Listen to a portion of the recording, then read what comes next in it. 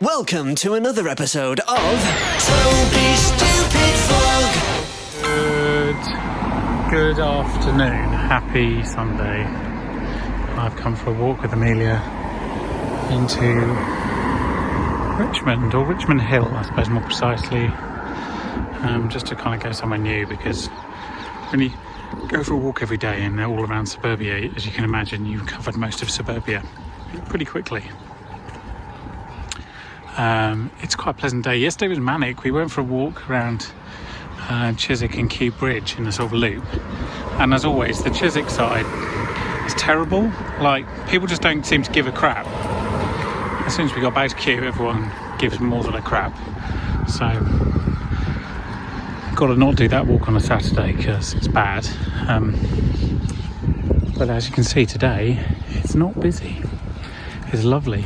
It's a bit cooler, and yeah, it's just a nice day to be out. Let's do a word of the week. Let's do mask as a word of the week. So first of all, in German, the mask is die Maske. Die Maske. Die Maske. That is mask in German, where it is compulsory in Germany to wear a mask if you're going out and about. And they've even opened churches, but you have to wear a mask if you're going. And in Italian, mask is la maschera. La maschera. In Italy, I don't believe masks are compulsory, but then you can't really leave your house in northern Italy at all, so it doesn't really make a lot of difference. So there we go, that's mask in German and Italian. And that was this week's word of the week.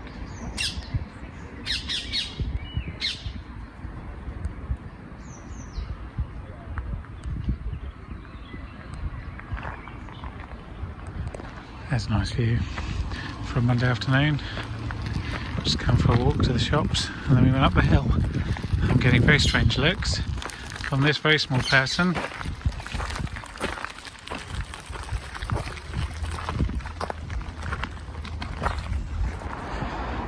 Hey there, happy Tuesday.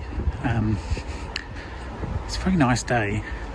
It's not too warm, but it's very blue and sunny. We're in week 7 of lockdown. It's starting to feel a bit more normal, and that's partly because we've been doing it for so long. It's hard to remember what lockdown wasn't, what it was like when lockdown wasn't here, but also because more and more people are kind of creeping out of their houses and mostly doing legitimate exercise, but some of them are just, sick of it and just flouting the rules a bit, to be honest. It's hard to blame them, although it's clearly unhelpful, because guidance from this government has been terrible.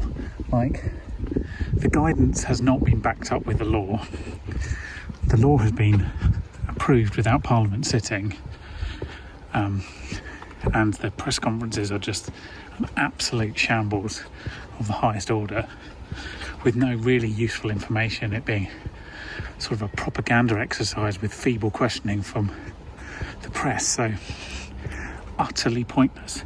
So people don't really know where we are in terms of, like, on this journey from no COVID to lots of COVID to none again. People have no feeling for where we are. They just keep being told stay indoors, which is really unhelpful. You have to give people a feeling of what things are going to look like afterwards, and you have to give people some feeling of expectation. That might not be when it's going to end, but when you're going to give them more information. Like, it's a really basic communication strategy, the one that this government has utterly failed at. It's just the most shambolic sort of level of incompetence. I mean, I wish I was a bit surprised, but this is what happens when you elect liars and charlatans. Like, they don't know how to deal with real world problems. They really struggle. They just think, blitz spirit is going to get you through everything. It's an absolute shit show, frankly. Anyway, that's their problem. because I don't really recognise our government anymore as a legitimate organisation. So you've got to make the most of the cards that you're dealt, and the way of making the most of it is to go out for a nice walk in the sunshine, think about how you're going to earn some money. Okay, that's annoying. The post office closed 5 minutes ago. It's closing at 2:30 at the moment. It's only just reopened at all, so can't complain too much, but very frustrating. Sorry, eBay buyer, you'll have to wait another 24 hours to buy these limited edition Harrods, I don't know, jar things that I didn't want. Anyway, so yes, I was going to talk about the things that I really miss. So let's start with the obvious ones. Kew Gardens. It's on my doorstep. It inexplicably screwed itself, if I'm honest. It opened half price to everyone, then realised it couldn't sustain that because there were people too close together. It closed all the great glass houses and restaurants and stuff, which is very sensible, and then just closed everything, which is really stupid. There's all sorts of ways you could do it well, but I understand they're being cautious, but it's not. They're so reliant on people to go there for their funding for science that it's really, really stupid to have closed. But anyway, so I miss Kew a lot. I miss restaurants a lot, going out for brunch at the weekends, taking Amelia to pubs for Sunday roasts, going out in the evening, being able to celebrate, our anniversary, my birthday, things like that. I miss all that a lot. I miss travelling because I'm a citizen of Europe, not a citizen of one country, and so I like going out and seeing the world. I miss that a lot. I don't know when I'll get to do that again, because again, government shit idea of tracking app means we might not be allowed into other countries. Thanks, government, for screwing me over. So yeah, and everyone is, working from home at the moment, and I miss being one of the few people who was working from home. And it's not a case of just I was working from home before it's cool, because I don't think it's cool. But it was, and the reason it was really fun is because there was nobody else about, and you could go into the gardens and there was no one there, and you could walk the streets and there was no one there. Well, there's no one on the streets now, but everything was open, but there were not so many people using it, so you got the run of all the services during the day. And I fear that when the new normal returns, there'll be a lot more working from home, which is good for the businesses and good for the employees, but less good for me personally, because I'll have to share the coffee shops and gardens and what have you with thousands more people, which I'm not very good at sharing. Anyway, that's all I had to say. Now I'm going to take my heavy parcel home. What is odd is when I get to go out for a walk on my own like this, it's very strange. It's a strange feeling.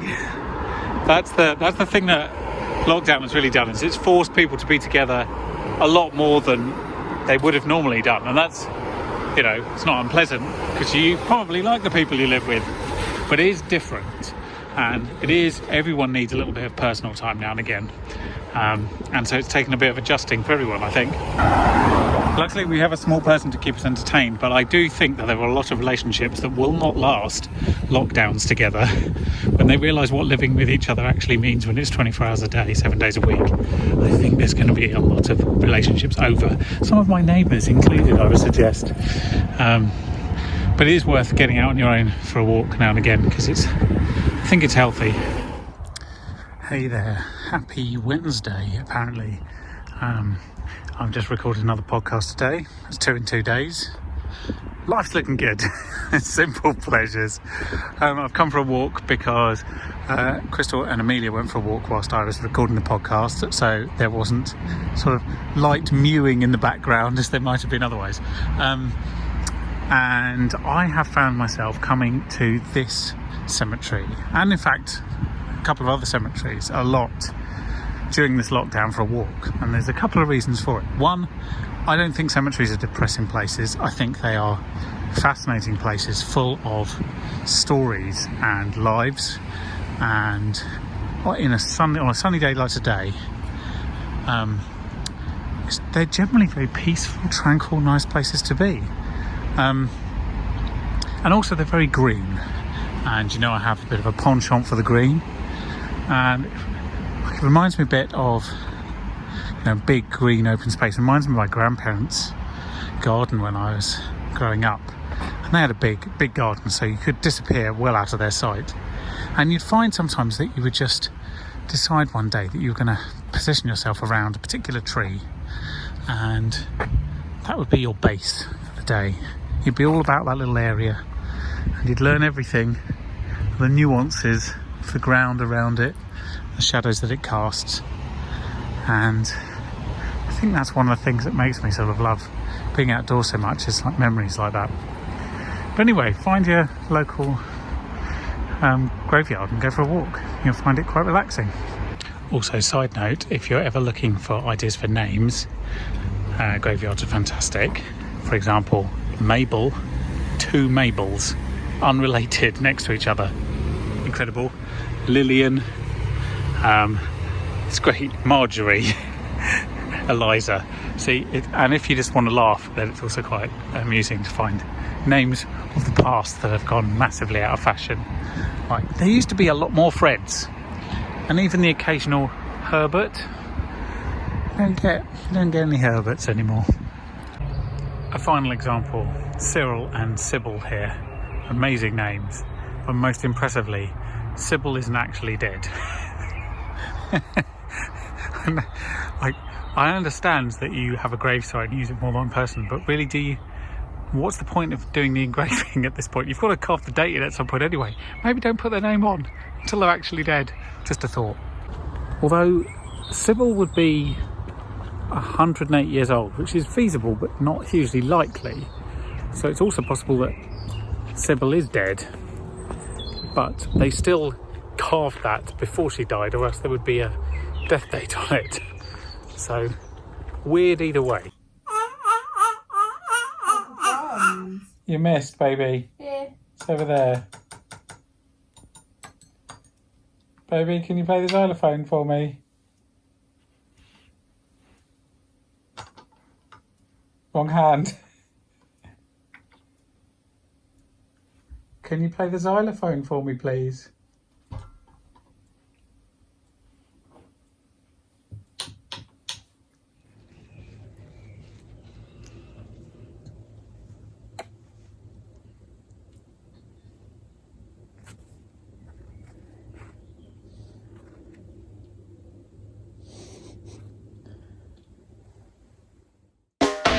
Toby's